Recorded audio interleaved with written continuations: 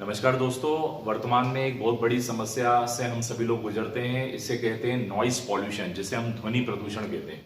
अब ये ध्वनि प्रदूषण क्या होता है और क्या ध्वनि प्रदूषण के लिए भी हमारे देश में कोई कानून बना है, और ध्वनि प्रदूषण यदि हो रहा है तो ऐसी स्थिति में यदि शोर हो रहा है या नॉइस हो रही है तो कैसे और इसके खिलाफ कैसे कंप्लेंट कर सकते हैं और क्या कानूनी एक्शन ली जा सकती है, इसी को डेडिकेटेड आज का लेक्चर है। आप सभी का स्वागत है यूट्यूब चैनल लॉइजी में। तो today we are going to cover noise pollution, यानी आज हम कवर करने वाले हैं ध्वनि प्रदूषण अथवा शोर यानी नॉइस साउंड पॉल्यूशन को कवर करते हैं। ये साउंड पॉल्यूशन क्या होता है एंड लॉ इन इंडिया, और इसके लिए भारत में कौन सा कानून बना है और उसके लिए हम क्या कर सकते हैं। तो सबसे पहले हम सभी को पता है कि environment is very important for our life, यानी हमारे लिए हर मनुष्य के लिए इन्वायरमेंट यानी पर्यावरण बहुत इंपॉर्टेंट होता है।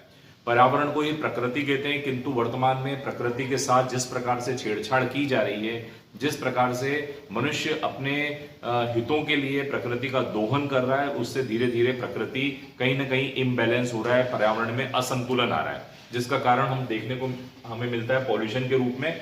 पॉल्यूशन जिसे हम प्रदूषण कहते हैं, प्रदूषण मतलब कुछ ऐसे तत्व जो किसी की प्यूरिटी को यानी शुद्धता को कम कर देते हैं। जैसे एयर पॉल्यूशन, वर्तमान में वायु प्रदूषण तेजी से होता जा रहा है। धुआं या गाड़ियों के से निकलने वाला जो धुआं है उसकी वजह से वाटर पोल्यूशन, जो हमारे वाटर सोर्सेज हैं जैसे तालाब है, नदियां हैं या कुएं हैं, आज उनके पानी का जो स्रोत है, जो पानी जो हमको शुद्ध पानी मिलता था आज वो पानी नहीं मिल पा रहा है, पानी की शुद्धता कम हुई है, इसको वाटर पोल्यूशन कहा जाता है।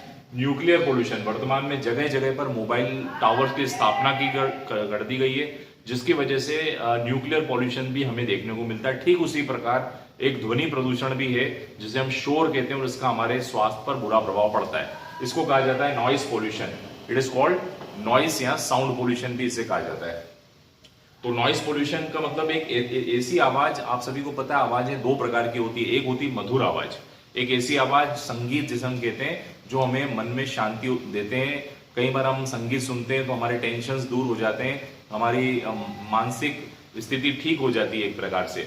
तो संगीत एक प्रकार का उपचार होता है। संगीत is very healthy for the health, के लिए बहुत ही हेल्दी भी होता है। लेकिन यही संगीत यदि शोर में कन्वर्ट हो जाए, यदि शोर का मतलब ऐसी कर्कश आवाजें जो हमें स्क्रीचेस जैसे हम कहते हैं, ऐसी कर्कश आवाज जो हमें पसंद नहीं आती है, जो डिसलाइक होती है, उसे को ही साउंड कहा जाता है। और ये साउंड यदि ज्यादा डेसिबल में हो, आप सभी को पता है साउंड की जो मात्रा होती है उसको डेसिबल में तोला या मापा जाता है।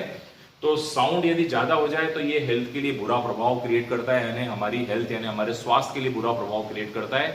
और ऐसा साउंड यानी ऐसा ध्वनि जो मनुष्य के स्वास्थ्य पर बुरा प्रभाव डाले, उसे कोई ध्वनि प्रदूषण कहा जाता है।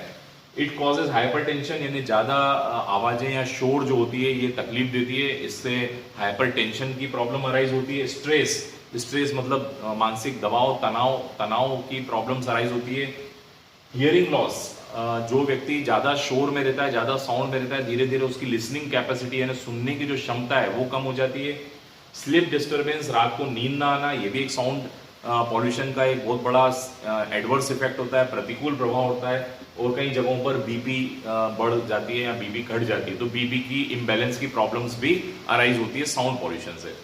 अब इसके सोर्सेस क्या है, साउंड कहाँ से आता है, ये कौन सा शोर है, कौन सा साउंड है जो हमको परेशान करता है। तो सबसे पहले ट्रांसपोर्टेशन। आज आपने देखा है कि ट्रांसपोर्टेशन भले वो एयर का हो यानी हवाई जहाज के उड़ने का हो, या रेल का हो, रेल की जो विसल होती है, या जो विभिन्न प्रकार के जो वाहन है जिसके अंदर हॉर्न डले हुए हैं, जो आवाजें निकलती है हॉर्न्स की, ये ट्रांसपोर्टेशन जो है आजकल एक बहुत बड़ा साउंड पॉल्यूशन का एक जरिया हो चुका है। इलेक्ट्रिक जनरेटर, आजकल इलेक्ट्रिक जनरेटर का उपयोग किया जा रहा है। कई जनरेटर ऐसे होते हैं जो साइलेंट होते हैं, लेकिन कुछ जनरेटर ऐसे होते हैं जो बहुत आवाजें करते हैं। मशीनरी का उपयोग, आजकल हर जगह मशीनरी का उपयोग हो रहा है, कुछ तोड़फोड़ करनी हो तो मशीनों का उपयोग होता है। ड्रिल मशीन आती है जिसकी वजह से बहुत आवाजें आती है।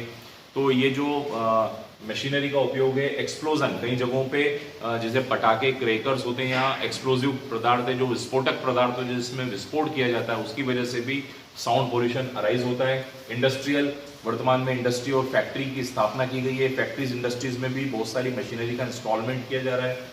हाई म्यूजिक, आजकल हाई म्यूजिक चलाया जा रहा है जोर जोर से। आपने देखा होगा कि किस प्रकार से कार्यक्रमों में आजकल डीजे साउंड बजाया जाता है। तो ये जो बातें हैं ये साउंड पोल्यूशन के स्रोत हैं, यहाँ से साउंड पोल्यूशन अराइज होता है। और जो रहवासी आसपास रहते हैं, उस एरिया के आसपास रहते हैं जहाँ पे निरंतर शोर है, उनको बहुत तकलीफ होती है। और ये जो प्रॉब्लम्स हम लोगों ने हेल्थ की जो हमने पढ़ी, hypertension, stress, hearing loss, sleep disturbance, BP, ये सारी प्रॉब्लम ऐसे लोगों को अराइज होती है जो निरंतर ऐसी आवाज़ों में अपना जीवन यापन कर रहे हैं। WHO ने ये कहा है, वर्ल्ड हेल्थ ऑर्गेनाइजेशन द्वारा ये कहा गया है कि 50 डेसिबल होनी चाहिए। मतलब आवाज़ कितनी होना चाहिए, रेजिडेंशियल एरियाज में भी 50 से ज़्यादा नहीं होना चाहिए, 50 डेसिबल होना चाहिए। लेकिन वर्तमान में यदि हम एवरेज किसी भी जगह पे आजकल जब नापा जाता है, जब आवाज़ की फ्रिक्वेंसी देखी गई है, तो एवरेज 98 डेसिबल हो चुका है। तो 98 डेसिबल्स यानी जस्ट डबल हो गया है। और इसको कवर करने के लिए भारत में कौन सा कानून बनाया गया है? तो इसको कवर करने के लिए law in India, sound pollution को कवर करने के लिए भारत में 2000 में the noise pollution regulation and control rules बना दिए गए हैं। यानी ध्वनि प्रदूषण को नियंत्रण करने के लिए नियम बनाए गए 2000 में। और इस रूल्स में क्या खास बातें, आइए उसको समझते हैं। सबसे पहले यह जो रूल्स हैं 14 फरवरी 2000 से लागू हो चुके हैं। 14 फरवरी 2000 से पूरे भारत में ध्वनि प्रदूषण के नियम लागू हो गए। हालांकि ये कानून भले ही केंद्र सरकार द्वारा बनाया गया है, लेकिन इसको इम्प्लीमेंट करने का जो दायित्व है वो राज्य सरकारों को दिया गया है कि राज्य सरकार जो है इसको इम्प्लीमेंट करेंगी। यानी ध्वनि प्रदूषण को नियंत्रण करने के लिए, उसको कंट्रोल करने के लिए शक्तियां राज्य सरकार को दी गई है। इस कानून में साइलेंस जोन की बात भी की गई है। कुछ एरिया तो साइलेंस जोन होंगे, यानी शांत क्षेत्र होगा। इस शांत क्षेत्र में तो 50 डेसिबल भी नहीं होना चाहिए। इसमें ये बताया गया जितने भी हॉस्पिटल्स होते हैं, जहाँ पे चिकित्सालय, हॉस्पिटल्स है जहाँ मरीज रह रहे हैं, या एजुकेशनल इंस्टीट्यूट है जहाँ पर लर्निंग सेंटर है, जहाँ पर बच्चे पढ़ाई कर रहे हैं, वहाँ पर साइलेंस जोन होगा। और उसके 100 मीटर तक आसपास किसी भी प्रकार का साउंड वाली गतिविधि नहीं होनी चाहिए। ये रूल्स बना दिए गए।